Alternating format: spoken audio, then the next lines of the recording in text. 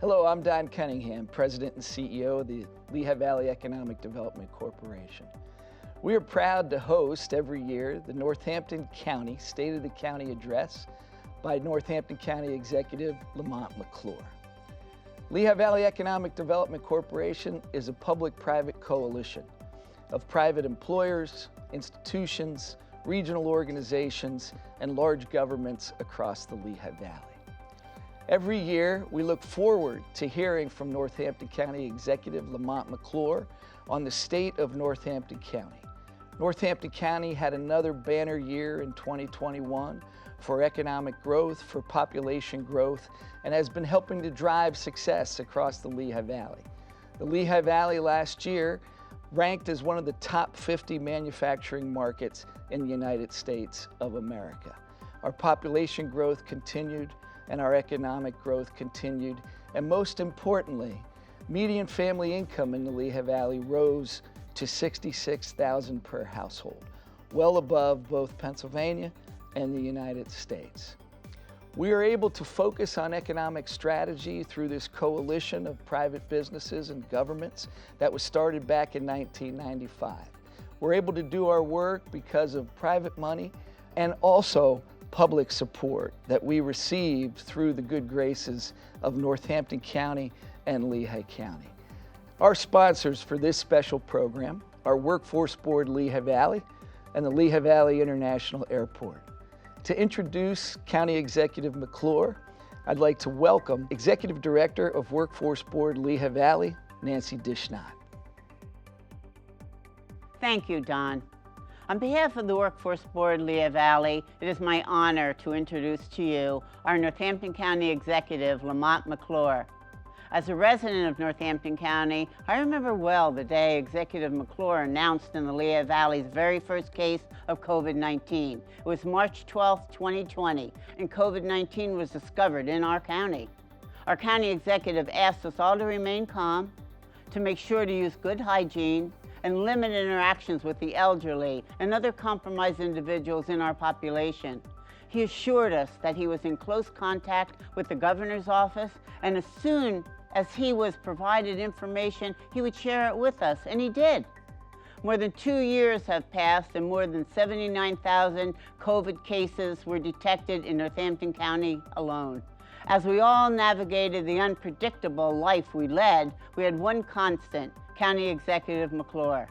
When asked recently what he is most proud of in his 4+ years of service, Executive McClure named the 3 consecutive budgets passed without a real estate property tax and creating the Pandemic Protection Plan to include the Small Business Rescue Program that assisted nearly 1,700 small businesses in Northampton County by granting over $25 million for their survival. He is an attorney by training, served as a member of Northampton County Council from 2006 to 2013, fighting for open space preservation. His philosophy for county government is about providing services for the most vulnerable people and protecting land for future generations. To provide the Northampton County State of the County Address, please welcome Northampton County Executive Lamont McClure. Hello, I'm Northampton County Executive Lamont McClure, and I'm honored to have the chance to speak with you today about all of the great things that are happening in Northampton County. Thank you to LVEDC for hosting and sponsor Workforce Board Lehigh Valley. Welcome to those in attendance. It's been a rough couple of years for our families, for our communities, and for our country. One very important lesson this pandemic has taught us is when a crisis appears, don't ignore it. Do what you can to get in front of it. That way you'll have enough time to handle all of your regular business as well as taking on new projects to improve the lives of people you serve. Here in Northampton County, we continue to make progress despite the challenges posed by COVID-19. When the warning bells of a novel respiratory virus began to sound, Northampton County moved quickly, setting up a drive-through testing center first at Easton Hospital and now at its current location, Coordinated Health in Bethlehem Township. The drive-through center not only increased access to testing, it provided an important option for people with mobility issues, as well as limiting exposure for those with compromised immune systems. When vaccines became available, we added that option for our citizens. We closed Graysdale Nursing Home and Northampton County Prison to visitors and volunteers and began vaccinating residents and staff as soon as the shots became available. Our staff at Graysdale and NCP have done a tremendous job following state and CDC guidelines and getting vaccinated as soon as the shots became available. This helped prevent transmission of the virus and kept the number of cases among the residents under control. The last cases reported at each facility were in early February, right at the end of the Omicron surge. Now that cases are trending lower, we've been able to reopen Graysdale to family and compassionate visits. Work release and educational programs like LEAP, or linking to employment activities pre-release, has restarted at the county jail. While the respiratory illness COVID causes it bad, it isn't the only pandemic we are currently battling. The stress we've all experienced these last 2 years has caused our nation's drug-related overdoses to surge. In the Commonwealth of Pennsylvania, there's been a 4.54% increase in deaths related to heroin and other opioids just in the last year. Fentanyl is the new threat to our long-running battle against addiction.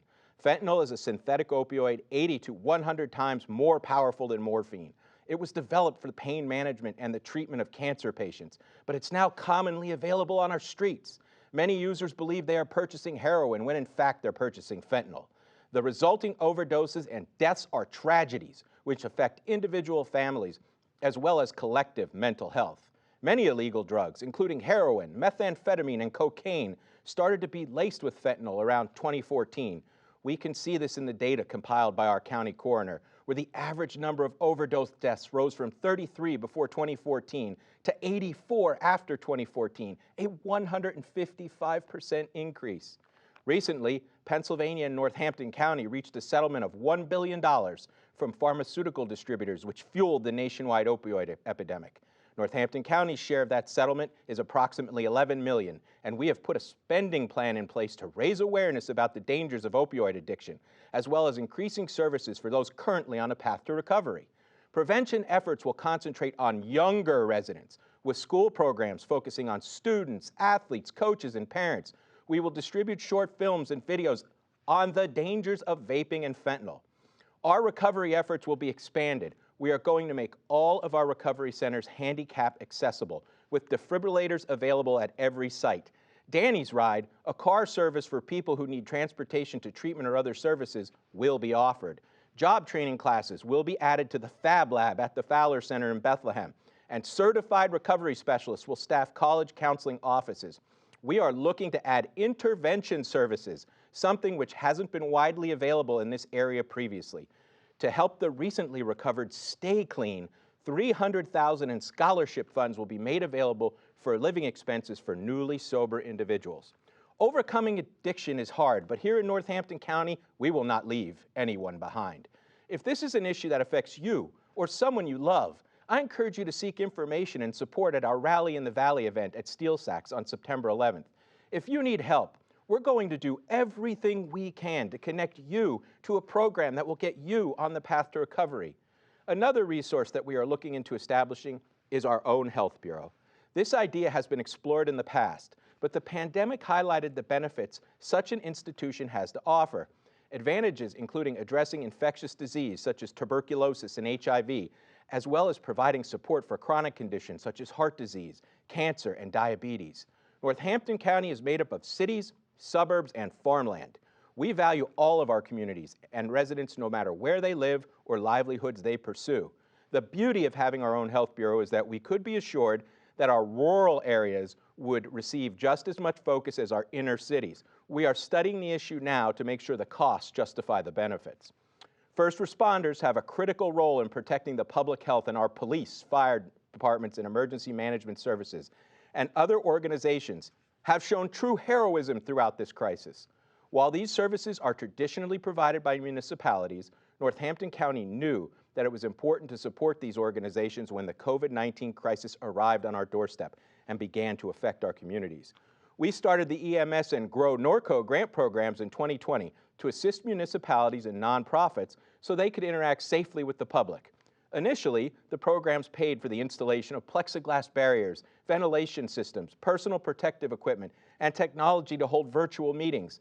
Since then, we've expanded it to cover police radios, emergency vehicles, fire security equipment, building improvements, cameras, and all other things nonprofit organizations need to properly protect the public.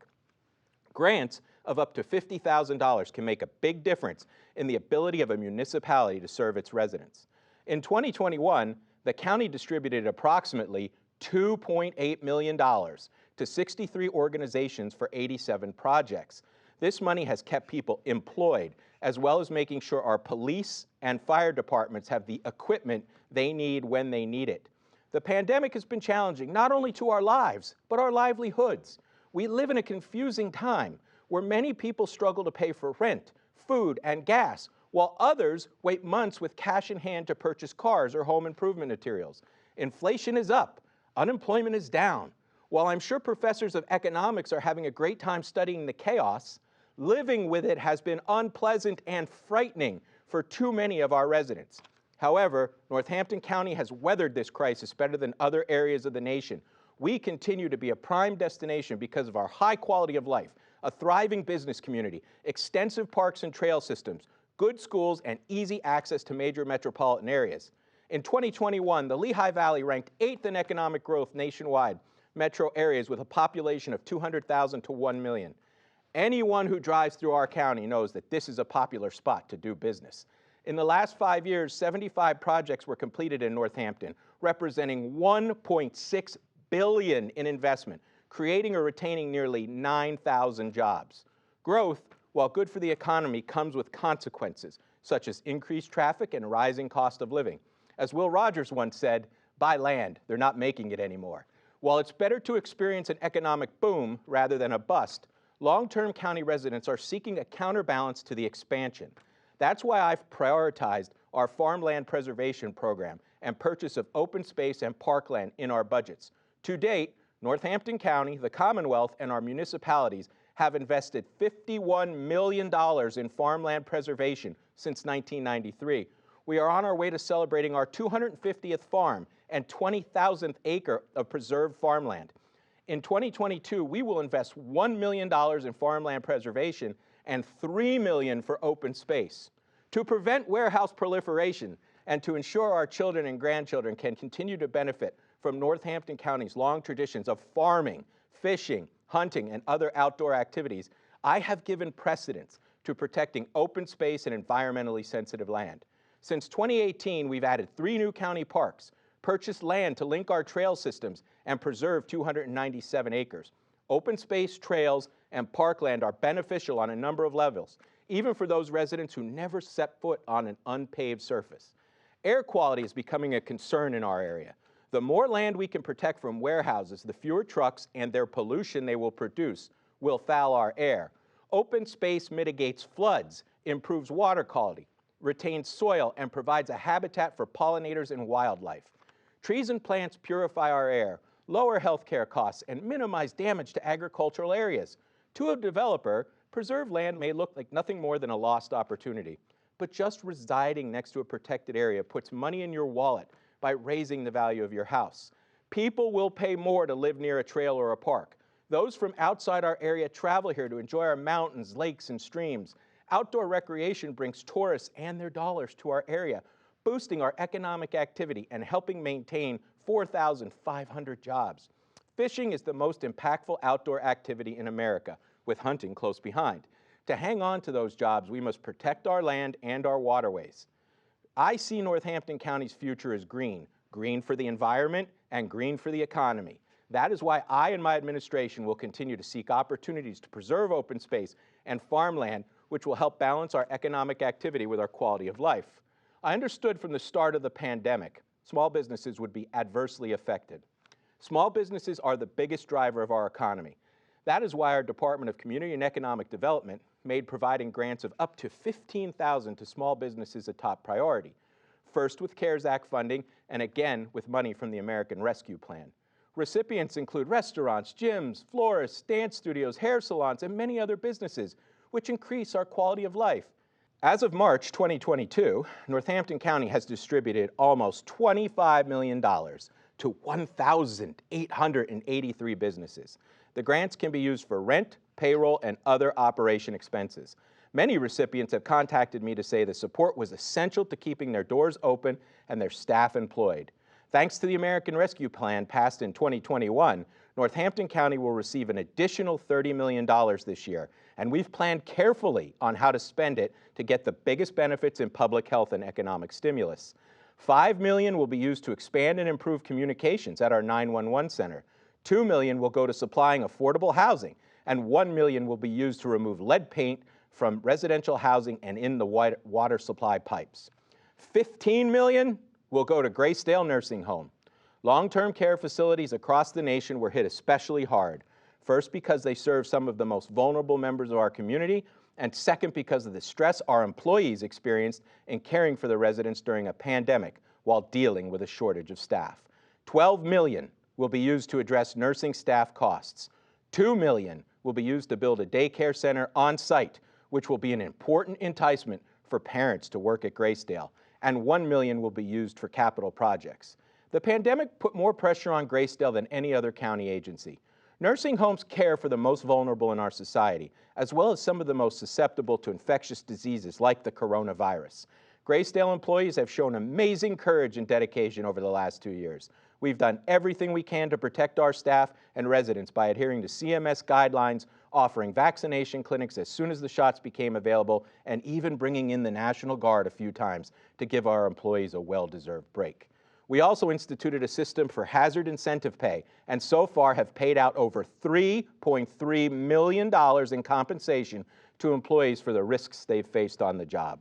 Our biggest challenge now, like most employers in America, is finding enough workers. We've introduced a number of incentive programs at Graysdale, including tuition assistance, job training, and flexible hours. And thanks to vaccines, we've been able to bring our volunteers back.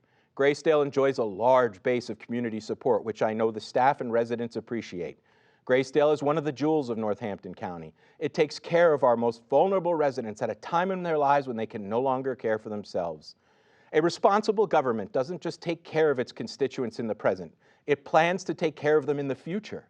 That is why we are working so hard to make sure the institutions our residents rely on today will be in place 20, 30, and even 50 years from now. That is why we are working to protect open space and farmland and to help our small business community stay prosperous and vibrant. To make sure our first responders, police, fire, and EMS organizations have the equipment and personnel they need as we head into new decades. We are all in this together, and the success of one of us contributes to the success of all of us. It's been a rough 2 years, but if we keep the focus on protecting our economy, our environment, and our citizens, I believe there are better times ahead. I'd like to thank LVDC, Workforce Board Lehigh Valley, the wonderful Lehigh Valley International Airport, and it's wonderful to be here with you today.